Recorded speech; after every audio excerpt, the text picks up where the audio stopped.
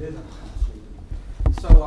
So we're going to do customer development today, which is for something completely different than what we've been doing. But before I jump into it, since I'm going to stall a little bit to wait for everybody else to arrive, one of the big things that we're going to talk about is trying to figure out some of our hypotheses that go into the product that we're building for the incubators. And what I mean by hypotheses are that, and by the way, we've been focusing only on building it so far, so it's been very much a technical learning Android, thinking about UI kind of exercise, which is what it was meant to be. But I'd like to try to start thinking of it for today anyway, and for the homework for tomorrow, more like an exercise having to do with the product that we actually want to see succeed and maybe become very popular and maybe even make money. So even though that's not the orientation and maybe that's not what any of you really expect, we're going to go through how we might approach that problem and thinking about it. Okay?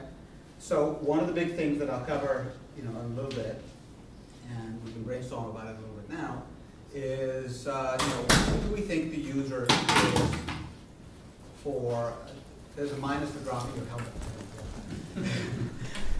Who do you think the user is for your product? I mean, and again, really, try to think, I actually made a bunch of notes this morning about what I thought, even though I don't know the other products as well as I know Vogable. But it's, try to think about it seriously, and this will be a theme throughout, because this could be, we could make it into a game and kind of have fun with it, but we can also think of it as people that have invested a lot of time and a lot of money into building this thing who really would care about it doing well, right? Which is a slightly more serious perspective, and that's what I'd like to try to do. So let's start with, let's say, Giraffe. Who do you think, not everybody, who do you think is the kind of person that you think would want to download and play Giraffe? Well, we think that the kind of person who wants to download and play Giraffe is gaming male, somewhere in the age between, we're going to say 10 and 28. Okay. Let's go and say that. We have no empirical data to back that up. Right. That's what we think. Yeah. Well, that's, and let me ask you this.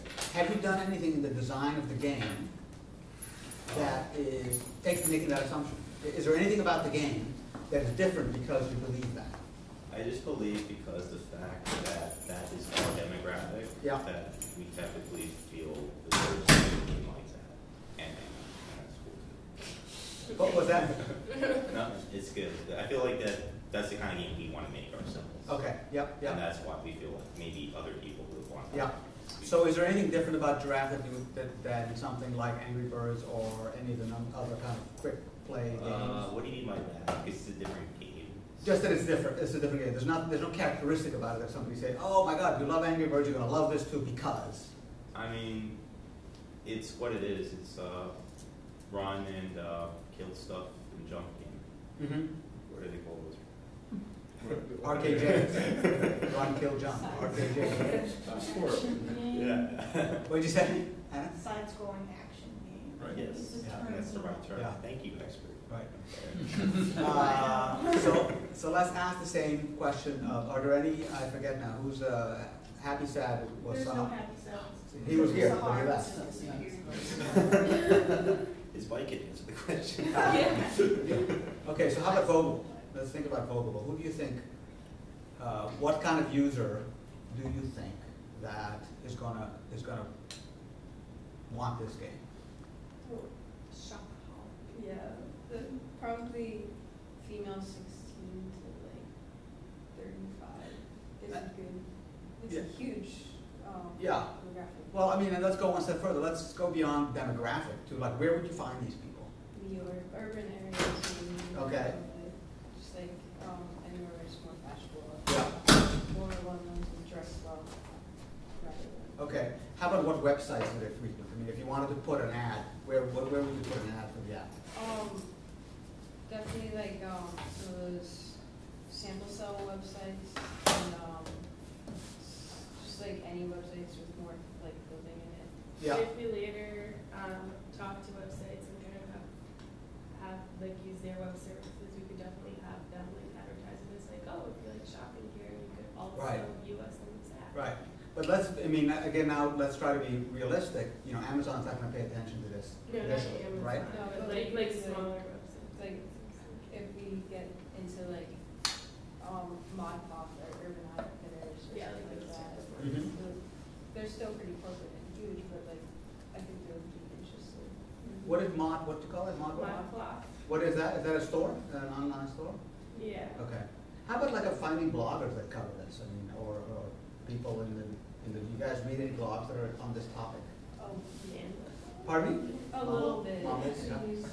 But there was actually a blog that had the idea to make our app for independent stores. Mhm. And it kind of failed, Mhm. so, I guess we can talk to other blogs and Mhm. see if that works, but I don't Yeah. remember reading any fashion Mhm. blogs, so I don't know. And now, the next question that comes up in this, and I'll cover this again, I'll just ask you the question. What quote-unquote problem are these users trying to solve? In other words, they're not trying to solve a real problem, but what is the need, what is the impulse, what is the thing that they want that you think your app might give them? And I'll give you an example that's not a real problem. You know, they get a lot of enjoyment out of seeing a lot of pictures of fashions, or they're always worrying about wearing the latest thing. I mean, so give some real problem. I made those up. Well, they probably often want to get like more clothing that is their fashion, but they can't really find it. Okay. They can't even find something that they really like, Yep, which is sometimes harder than others. yep, yep, yep. Also, just being able to do it kind of on the go, just not having, just like being able to just sit on the bus or something. Yeah. Just stuff like that. So Yep. good for window shoppers. Yeah. A window Yep. shopper. So remember all those things, because they're gonna be handy for the homework tomorrow. Remember all that. Sahar, Yep. you're the representative of Happy Sad. I love that role. What? Great. You love that role, yeah. So I'm sort of, jumping in to the middle a little bit, sort of to have a little brainstorm. And so the question that we're talking about is, and I gave a little, I think you weren't in the room yet, the caveat, try to look at it seriously, like you did invest a lot of time, you did invest a lot of money, or somebody did, to build this app. So yeah, we can make it fun, but let's try to really think about it. If we cared about this app taking off, who do you think the users are? And by the way, I did this for each of the products on my own this morning, and I have to say I had the hardest time with Happy Sad. Yeah, ours is tricky. I was thinking about it a lot. I don't think that it scratches any immediate niches or itches. First, before you go to that, how about users, kinds of users? What can you say about the user? Where would you find that kind of user? What age are they? What gender? What country? I think they're males and females in the United States who just graduated college and moved to a new city and don't really know anyone. Okay. And this is a good way to meet people and meet new places. Hello. Oh, Yep. wow. You joined the army. Hello, hello, come on. I think that's one group of users that would be good. Yeah. I think it might also work for people who really want to sort of like meet a new community or like move somewhere new and want to like figure out the lay of the land. Yeah. I think that if we implemented groups, it'd be really interesting to use for businesses or any sort of charitable organization because instead it's sort of a distributed reporting back model where you can say like, every task you complete, you like type in a message of how well you did it, and then give it like a thumbs up, thumbs down, depending on like if it was a success or failure. Mm-hmm. So I think that maybe if we implemented a few more features, it could be used in those like niches. Yeah. But we're not quite there yet. Yeah, it's interesting because when I was thinking about it, I came up with strange things like, totally different actually. Oh, I have one more too. Oh yeah, sure. I think that like Facebook has gotten really crowded. Yeah. And it's been around for so long that you have people you were friends with, say, 4 years ago, and Yeah. maybe not be friends with anymore, or Yeah. just like since you accumulated a lot of friends back Yeah. when Yeah. Facebook didn't have lists, it's all just messed up and like sort of swamped. Mm-hmm. And maybe people have a need to like start over social networking wise and want to Mhm. start somewhere clean. Yeah. Yeah, I mean, the angle I was on was quite different, actually. I was thinking about, and this could easily be totally wrong, but I was thinking about somebody who wants to be in touch with their community. Somebody who has a sort of a personal interest in that, or somebody who wants to, you know, become more self-aware. I mean, I was more in these sort of pop psychology angles. What do you think of those? I think those are true, and maybe we've sort of forgotten about the self part of it, but it's Mhm. important. Yeah, That was the original idea of the app after all. yeah. What, can you say something, or, Happy Sad, right? Mhm. Yes. Can you say something about what the problem is that Happy Sad is trying to solve? And it doesn't have to be like a business problem, like I need to make more money. It can be something like, you know, I feel like, you know, I want to know better what's going on campus, or I want to be able to contribute. One of the best parts about this app, in my opinion, is with social networking sites like the Facebook, Yeah. everything is linked to your account. Mhm. So when you have a status update and you're ecstatic about something, Yeah, it might come off as you just trying to show off. yeah, Or if you're really hurt about something, Yeah. you're not going to go on Facebook and beg for sympathy over that. yeah, This app just really takes away who you are from the big picture. yeah. It lets you be anonymous and lets you be straight up honest. Uh-huh. And I think that's very important. So it's meeting a need for, the problem is wanting to express yourself in a safe way. And I suppose, why that? Because somehow you want to be part of the community. You want to somehow share with that, but without exposing yourself. Yes. I noticed that I think your app is trying to be two different things here, in the sense that you say that you're saying it's great because you get to be anonymous while you do this, but at the same time that people get to see where you're currently located, which is also kind of, you know, strange in that sense. So I feel like it's trying to be two different things. So you can clarify. Look at it this way. I'm sitting at a diner and I'm having dinner, and all of a sudden who's your favorite actor? I don't know. Okay, if your favorite game Robert De designer. Niro, let's go. Yeah. Alright, your favorite game designer comes and sits on the table next to me. And if I was on Facebook, I wouldn't actually go and put it there because I think you get too much attention. And sometimes, you know, I'm like, yay, blah, blah, but I don't want to come off as somebody who's just trying to get attention. So I would go on Happy Sad and actually place mark that at the restaurant because nobody knows who that person over there is. No, but It's just- they get to see your status location then, and then people come to the Right. restaurant to see this game designer too. So in a way, you're getting more attention because they know where you're located. They don't know But who they it's don't know who you, you are. that you did it. Yeah. But they might want to see the game designer. And That's It doesn't fine. matter. That's It could good. be weird. They could like crowd the restaurant. Okay, all right. So, business for the restaurant, it's a bad thing. Okay, so keep these thoughts in mind as we go through it. I'm going to start by previewing the homework for tomorrow. What was it today? Nothing. PA5 wasn't. Pardon me, what? Mine. For tomorrow, not for today, for tomorrow. Was it anything today? Hello, what? Stop mumbling, what? Was anything new today? No. Sweet. No, Well, Finally get them I'm to not enjoy as time. as I thought. well, wait a minute, there's a footnote to that. No, actually, nothing was due today, but tomorrow, a lot of things are due. Tomorrow, guys, Mike.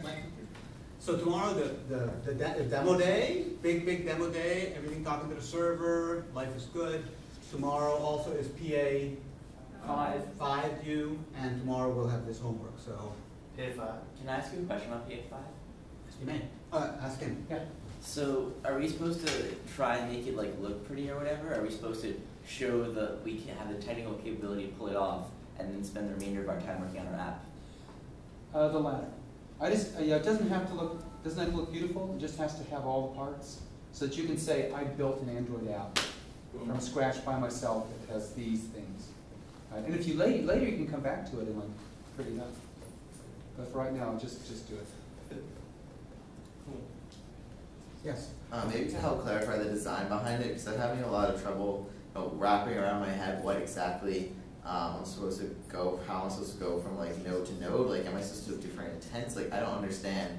From what we know about Android, which is really more just intent, how you're supposed to pass along through the branches in Android. I just had a game class and node classes, and then the game activity called the game class. So it was all done in Java with a thin wrapper of Android around it. Yeah, don't have these that's I events. think what you shouldn't be going to. I think intents and activities are pretty heavyweight objects, Yeah. right? And that if you can have played a whole game inside one activity, that's good. Now you may not, show like an entry screen or something to say I want to play or replay or something. Ask a question, yes, no, fill in the alternate question, all the same thing. Yep. Okay, so here's the homework for tomorrow. So this is going to be a team exercise. So each of the product teams, so it's kind of an incubator homework, but it relates to this. And I'll give you my ND again, even though I gave it before. You know, you can have fun with this, or you can take it a little bit seriously, or you can take it very seriously, but it can have a real impact on the success or failure of your product. And so, to the extent that you care about the product, and to the extent that you've spent a lot of time on it, it deserves some careful thought. And I'm guessing this will take a couple of hours team meeting to produce it. Jointly delivery. All these items, all these buzzwords will apply to what I'm going to be talking about, so it's going to be a little vague, but brainstorm user problem solution statement for your product. Refine it as well as you can. Number 2, identify at least 3 to 5 testable hypotheses. Number 5, create at least 2 unbounce.com landing pages to test at least one of the hypotheses. Okay? Make sure that you can articulate specifically how the landing page will test what hypothesis. Number 6, use your personal network, Facebook, other students, parents, aunts and uncles, whoever you want, to get at least 100 hits on the page. And then number 7, deliverable, a joint blog post with a discussion of all the above comments, how it went, what the results were, and so on. Okay? So the fact that there's 7 points shouldn't scare you. I just took it down point by point, but each thing, so they all will flow together as you do. Okay? All right. Now that I have your attention. So let's talk about CustDev. So CustDev is just, let me just quickly tell you about the learning goals. So we're going to talk about CustDev, customer development, what it is, and we'll talk a little bit about crossing the chasm. The next chunk is going to be thinking about a business model, and what is a business model, and how do you create one, and how can you be creative about it. The third unit is going to be the customer problem solution work that we kind of started just now in the brainstorming mode, talking about what it is, how you use it, what's the idea of having hypotheses versus simply sort of following your nose. And then finally, the last section will be some tools that you can use, both for the homework and for the future. Yes? I quickly, before you switch the stream, I saw something about e-portfolio. Is that also due for tomorrow? Or So we're going to do that in class. that's doing in class now? In class, we're going to do the PA5, talk about PA6, and then and do this. Okay. Basically, it's just to fill up a couple pages on Google Sites. Cool. Okay, so I'm going to go all the way to first principles and ask why are we here, which is always a good place to start. So, I mean, one of the reasons we created this JBS, and one of the reasons that the two of us really care about it, is because we're really interested in sort of bridging the gap between learning about things and learning about ideas and actually knowing how to use them to make a difference in the world. So actually not just learn an API or learn a data structure or learn an algorithm, but to do something about it once you get out of school, or even while you're still in school, okay? So we want to have you start thinking about how to really have an impact with your work. And each of the products can have an impact.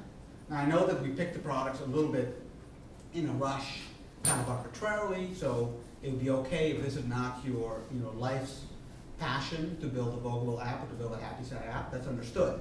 But still, each of them has the potential of making an impact, and I'm not even talking about making money, but it may even be able to do that. Okay? So what we're going to be talking, the overall theme of this thing, the overall theme of this lecture, and the overall theme of customer development as an idea is a fundamental principle is the question of assumptions, because we all go into these products, all go into anything with a lot of assumptions that we get to believe very, very deeply. And actually, we never stopped and questioned them. We never stopped and tried to test them. And this is the downfall of many, many projects, whether it be business projects or research projects or nonprofit projects, is going in with a lot of assumptions, everybody get into a group think, and then falling on your face because there was a fundamental flaw in the thinking. So the notion here is to get into an iterative, quasi-scientific process of testing what you believe in. Now the term CustDev is just a gimmick term. It was invented, I think, by this guy, Eric Ries, but it might have been developed by Steve Blank. Eric Ries and Steve Blank are two of the sort of the initial inventors of this. Now, if you present CustDev to a seasoned marketing dweeb, they will say, that's what we've always done.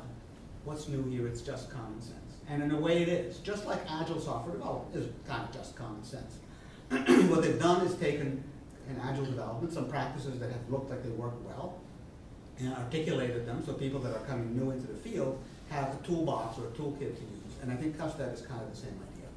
There's nothing in a way new under the sun, but on the other hand, by packaging into an overall framework that has some, some books behind it and some terminology behind it and lots of communities that discuss these things actively all the time, you get a leverage effect that allows people to sort of go up the learning curve quicker.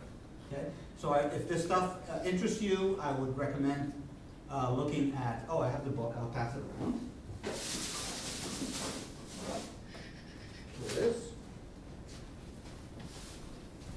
I would recommend looking at the Startup Lessons Learned blog by Eric Ries that always has very, very insightful things about how startups work, how they succeed and fail. And these are all startups. We're all building a little startup here. Okay? I would recommend taking a look at the online copy of the book, which is only like the first 5 chapters that I found, if you want to get a taste of it. This book is very, very exhaustive and exhausting. So it's a hard read. So I'm passing it around. You may or may not want to get it, but again, it is considered the Bible of this methodology. Okay? And then this site here, Entrepreneur's Guide to Customer Development, is a kind of a book, a very, very short book, 75 pages, derived off of this book. It's kind of the, the summary of the parts of it that the guys who wrote Entrepreneur's Guide thought were the most important. So this is manageable. I think it's a $20 ebook, and I have a copy of it if anybody wants to look at it. I did notice that it had in big letters, very cleverly of them, printed for Vito Salas, transaction number 41, which is part of their business model because it acts as a detriment or a deterrent of my just putting it up on the site. Very smart of them. They're not threatening to punish me. They're simply putting it out there for everybody to see. So that's what CustDev is. Let's see, anything else I want to say. So these guys, by the way, the 4 Steps book came from a Stanford course that's now famous and is still being taught. And you'll find on Steve Blank's website how the course evolved and how we changed what worked and what didn't work. And it is not like the JBS in that it's not a computer course, it's a business course. But it is about how to figure out what product to build in the most general sense of the word. Okay. Basically, the underlying lesson for me to take to heart is always question and test the core assumptions. Realize that you're making assumptions. Try to articulate them to say what they are, and then figure out ways you can test them. And we'll get into that a lot more as I go through.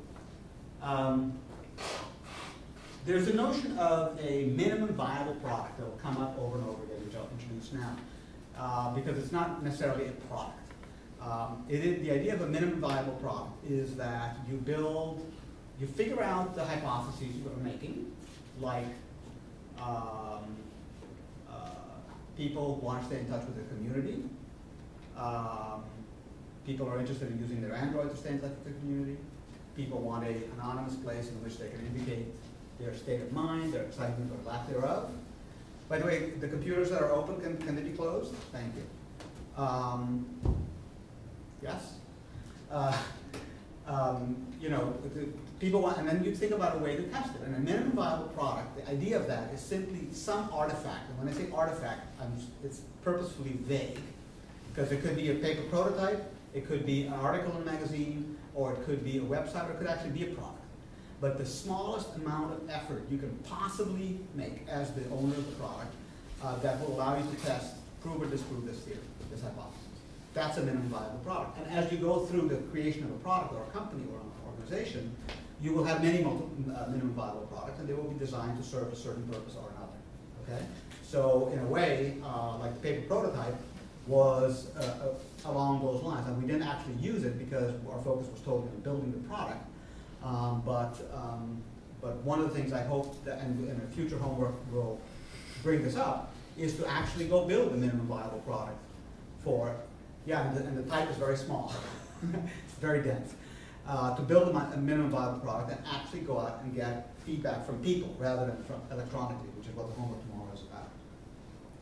So we apply a quote-unquote scientific method, and I say quote-unquote because it's It's not really a scientific problem per se, which is to observe or describe or imagine a phenomenon. People will do this, people want that. And then formulate it as a hypothesis, write it down so you remember what it is you're interested in learning about, and then test it, and then rinse and repeat. Do it over, eventually you have a problem. So that's the premise, and we'll get into more details on some of the tools to actually do that, some of the basic tools. There's lots more that I will not be able to cover. See if I can get this on the screen. Yeah. Okay. So, sorry? Yeah. So, 20 years ago, I think, I don't know exactly the date, a very famous book that's still very relevant was written called Crossing the Chasm. Anybody ever heard that title? Yes. Couple. Yeah, okay. Well, basically, this is a diagram out of the book that summarizes the whole book, which happens a lot with business books. If you read the first 3 chapters, you get it. And the next 7 chapters are to have enough pages to put it on Amazon. So, here's what they realized. They realized that products. So the goal of somebody building a product is to, meet a certain business objective. And business objective, I use that in a generic way because it could be a nonprofit has a business objective in this sense as well. And in the scenario we're thinking about, it is specifically to get people to adopt and use your product over other products.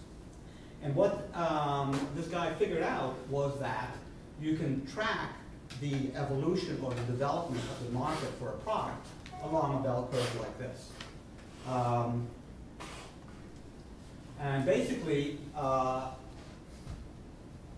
kinds of the colors are the kinds of users that are using the product. Some characteristics about those users, and the height is how many there are. Okay, and basically, he said innovators are the first ones. They aggressively pursue any new technology. The other guys who bought an Android before there were anything other than the Google phone, they bought the first iPhone, the first iPod. Those are the innovators. And of course, they're just curious. They're tie pickers. They'll just buy them, but there's not that many of them. Then come the early adopters, and they are actually not so much more interested in the technology, but they're quick to adopt something new if they believe it's going to benefit them. They're the people that, like in this case, we're using Google Docs, and Google Sites in a class. I don't know how many classes are doing that. So use the technology, not for the technology, but be aware enough and be interested enough to take a little bit of a risk and use it. Those are the early adopters, very important crowd. Then the next one are the early majority. They rely on the benefits of the new technology, but they'll wait for others to use it. They say, okay, I want an e-reader, but I'm not going to buy a Kindle number 1, number 2, number 3. I'm going to wait. And when I see everybody else start to use it, I'll start to use it as well. And it goes on. Now, what he discovered in researching a lot of companies was this gap here. This is the chasm. That companies would be very good at attracting innovators, sort of like promoting the cool technology of their bicycle that has 71 gears. They were pretty good at getting early adopters to try it because they found, like take mountain bikes. I mean, this is made up, but mountain bikes. Yes, they wanted to go biking in the forest. It's kind of unusual, but okay, the early adopters did it. But then they didn't do a good job of getting here to here, and they died. And he found that pattern over and over again. And the insight that he brought to bear was that you need to think about market segments not simply as demographic categories, but as categories of people that act as references to each other. In other words, you have to ask, where do the people in this group get their information on deciding whether or not to buy a certain product? And that was the key insight. And in fact, in each case, the next level was getting their insight from the previous level. So he realized that in order to cross the chasm, you have to, even though there were few of these, and they might be strange, right? Again, does anybody know the actual history of mountain bike? Okay, good. So I'll keep on imagining this the way this went. That the people that wanted to ride a bicycle in a forest or on a mountain were niche-y, they were hard to find, they were in strange clubs, whatever. So there was not a lot of money to be made there. And yet, they decided that in order to cross the chasm, they had to get these people that were the trendsetters, in essence, to start using these new bicycles and talking about how great they were and creating competitions, creating magazines, et cetera, about these new bikes.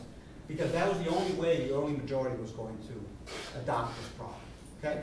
And that was the key insight. The key insight was you got to acquire the early adopters early because they're going to be setting you up and they're going to be informing the next group of people to adopt your product. Now the CustDev methodology is all about getting to you. It's not about crossing the chasm, it's about going from nothing to a product that actually is appealing to innovators and then is appealing to early adopters. Set you up with other techniques and other strategies to actually grow big enough so that you can actually get to this. When you get to the early majority, you're talking about a lot of users, a lot of people that are using and buying your product. The problems are different, okay? Your costs in a company are higher, so the importance of making a profit is much more significant, much more vital. So CustDev is talking about this section. Clearly, we're, with our product, we're over here. We're going to try to get the innovators. We're going to try to get the early adopters. Okay. So that's enough intro to the subject matter. So what is CustDev and the crossing the chasm concept and the idea of reference of users acting or people acting as references to other users? Where do you find out what's good and what's not good? What do you want to buy? What do you don't want to buy? Okay. Next topic. This plays in 4 movements, or this concept is okay, who knows or who wants to take a stab at saying what a business model is? Who has ever heard the term business model? And everybody's wondered what it meant. It's like the plan about who you're going to sell to, your estimated costs, your estimated revenues, like if all goes well, is it possible to make money off this? Right. Correct. Sometimes the broad stroke you described is more like the business plan. The business model is used a little bit more narrowly, but what you said is exactly right. Anybody else? So to get, yes? It's like, it's related to the strategy or the style of the business. Yeah, like as Sahar said, the way they're going to get their revenue. So it's like a structure more or less. Yeah. Business has. Yeah. But for example, the business model does not talk about how I'm going to market the product. The business model does not talk about how I'm going to develop the product. The business model is the narrow question of how I'm going to make money. Okay? So as a way to get into this, I will refer you to this very cool diagram. Thirsty person and you. So everybody know what a lemonade stand is? Yes. Everybody? You know what it is? I do. Cool. Anybody not know what a lemonade stand is? Okay. So lemonade stand. They sell rocks there, right? Say what? They sell rocks there, right? Yeah. Rocks called lemonade. So a couple of kids get some lemonade powder and water and ice, put it in a pitcher. They put a stand on the sidewalk and they start selling glasses of lemonade for $0.25 a piece, right? So that's their business model. We're selling lemonade for $0.25 a piece, a drink. My question to you guys is, let's be creative and come up with other ways of making money by selling lemonade on a lemonade stand. Yes? Hot lemonade, charge for the ice. What? Okay, hot lemonade, charge for the ice. You got the idea. Okay? Vending machines. It doesn't have to be hot. Let's just make it warm. Hot. Free? Warm. Free lemonade. Really, that's the key. Free lemonade is ice. Okay? You can get sponsors. Yeah. Like the restaurant down the street will pay for you to give out lemonade if you Use their cups. If you use their cups and tell everyone that you're using their lemonade, and like if they want more, they should go to that restaurant. Yeah. So first we had a thirsty person was paying you for lemonade. Money for lemonade. Now we have the merchant is indirectly getting indirect benefit, but you are getting money, right? Yes? You do a lemonade chugging contest. Oh, good, I like that. So free lemonade, ice for money, contest. So in other words, you give away the lemonade and what's the, how do you make money with Pay it? for an entry. Ah, pay for entry. And then there's a prize Okay, for the winner. pay for entry, contest, yeah. What else? Yes, Well, I guess you'd still pay for lemonade, but me and my friends are actually just talking about it. There's some bars, I guess, that you get, with every drink, you get like a coupon uh-huh, for a free pizza. uh-huh, And they're like really good, but they're salty, so you eat it and you're really thirsty. So, uh-huh. so you end up buying more drinks, and then you get more coupons. You're like, oh man, I should use these too. Yeah. And then you eat it, and you're like, oh, but I'm thirsty again, so I'm gonna buy more beer. So you drink your beer, but then you have the coupon, so you get more pizza. And you Yeah, just we got it. end Yeah. up And then you explode. Sorry. But it's okay. But with lemonade, what would be the equivalent? So, I mean, you would still, I guess, have to buy lemonade, but if you just like sell something salty, Saltines. popcorn, salty That's- popcorn. Yeah. So Stop and Shop, Popcorn. Peanuts. they get money from me. That's all they get. Oh, I get there. popcorn from them. Your lemonade stand is now a babysitting service. What? It's a babysitting service. Okay, wait, let's stay serious. No, seriously. Hang on, hang on. Stop and Shop, and then I'm basically selling, I'm also giving away coupons of some kind. Should be giving away I guess you things. like You actually can- have to. You can Say tell. Hang on, say what? I think you would have to have it there, like have the salty peanuts there. Right. I'm just drawing sort of the participants in this scheme. Anna's not really having her hand up like that. Yes. One thing that you could do, I Yeah. guess, is less vicious than Yuli's example. You could just have like a buy two, get one free, or buy one, get one free, or you have a card, and you stamp the card every time you go there. Right, sure, And you can sure. get lemonade on your 10th try, or whatever variable you want to use. Yeah. Yes. Playing off of like what Weinberg said, Yeah. you can make it so that there's a daily, oh, this person drank this many glasses of lemonade. Right. And if you drink this many glasses of lemonade, plus one, then you get to drink all the lemonade for free. Yeah, Otherwise, you have to pay. leaderboard. You need a what? A leaderboard. Yeah. Okay. But let's stay realistic. Let's say that you're really actually trying to run, I mean, I'm not picking on you because everybody got a little unrealistic, but what could the kid on the sidewalk really do? I mean, so the cups, that works. The card kind of works. The popcorn kind of works. The contest, what else? Yes. Free lemonade with the movie. Free lemonade what? With the movie. So you're at a movie theater, you're watching a movie. Yeah. But the perk is you can go and get as much lemonade as you want for free. Okay, so we have a movie theater now. And who's paying who? I mean, it's funny because in some scenarios, there's kind of a joke, a real world scenario, when two organizations are partnering, you can sometimes get into an argument about who pays who, because the argument becomes who's getting more value and who's giving more value. So in that scenario, who pays who? Let's take it. The movie theater is funding the lemonade stand, and So the movie theater is paying money here. yeah, Yes. the people are paying money into the movie theater, People are paying money to the movie theater, yeah. and you're just giving lemonade out And I'm just giving lemonade out free. Yeah. to both the people and the theater. Yeah. Mhm. Yeah. Okay. Yeah. Oh, sorry, Sahar. So there's a reason you chose lemonade as your example. It's because it's like the great American like thing that you do when you're young. It's in fact an experience that parents would want their children to have. Yeah. So say I'm a 15-year-old girl, Yeah. and to sell lemonade myself, Yeah. I can go to parents and be like, I will set up a lemonade stand Yeah. with your child, Yeah. and we will sell lemonade together, and he will or she will experience this. I love it. And I will also babysit them for like an hour, so you don't have to watch Yeah. over. Oh, I thought you were going even further, like saying that girl could have multiple kids running, lemonade, kind of like a lemonade empire. I don't think so. Get out there. Parents.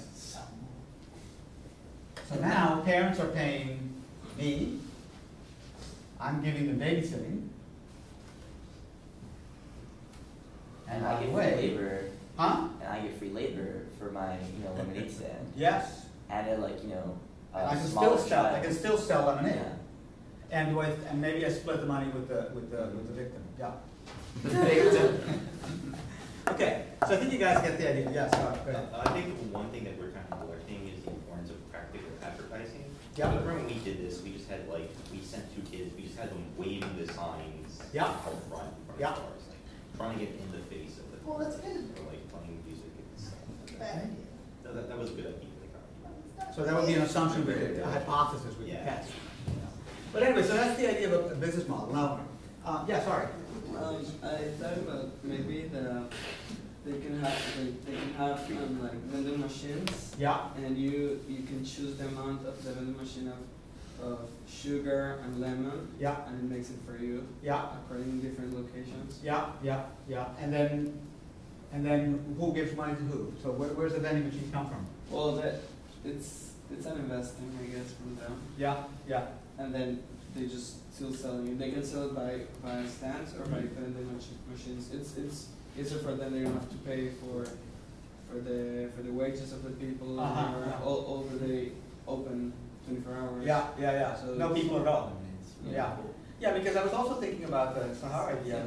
So the idea of having, actually, you could forget about the child labor angle, but you could actually have a franchise where you come up with a business model, you have the cups, you have the concentrate, you buy it in volume from Stop and Shop, and then you hire people to work at the lemonade stands in different parts of the town or other towns. Yes. Another way to reduce cost for you and reduce cost for the thirsty person. Yeah. Pretend you have like these cups. These cups are like large cups or whatever. You're paying 25 cents to fill it. Yeah. Obviously, you have to pay for the cup. Yeah. So what you do is be like, okay, I'm going to mark the price off X amount, maybe 5 cents, if you, the consumer, provide your own cup. Right. Yeah. Absolutely. Or you can. Let me just rattle off a bunch more, but I think we get the idea. You can have, you buy the cup and you can refill it indefinitely. You sell give lemonade away free, but you charge for the sugar and or the sugar. You